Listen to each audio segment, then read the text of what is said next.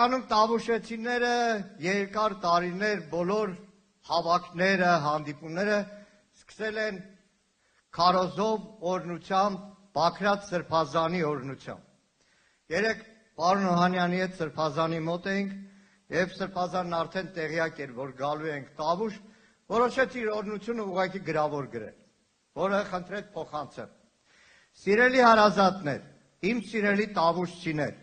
սրտի խորքից ողջ սիրով ողջուններն եմ հղում ձեր մեր պատմության այս վճռորոշ հանգրվանում։ Ես մշտապես ասել եմ, որ դուք հայության ինքնատիպ նկարագիրն եք կրում եւ հասել են նաեւ ժամը ձեր նկարագրին հարազատ, ձեր անվաճառելի խոսքով ասեք մեր հայրենիքի ազատագրության այս կարևոր փուլում եւս։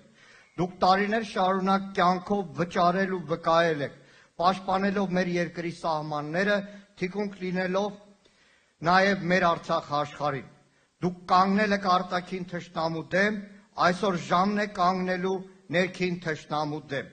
Չեք վախեցել եւ ոչ միայն չեք վախեցել, այլև ձեր բազուկը հաղթել է ադրբեջանական հրոսակներին, իսկ այսօր ձեր բազուկը կոչված է վերջ դնելու ներքին ադրբեջանական հրոսակին։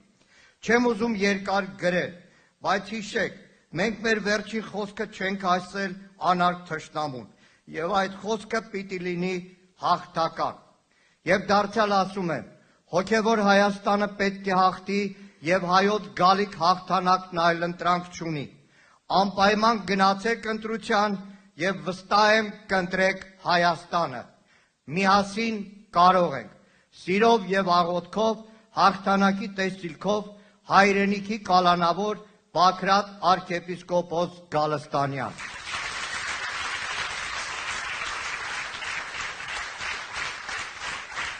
Վաղը մտնելու եմ Սրբազանի մոտ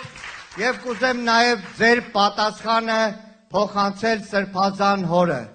ասել, որ նոյեմբերյանում ասում էին՝ միասին,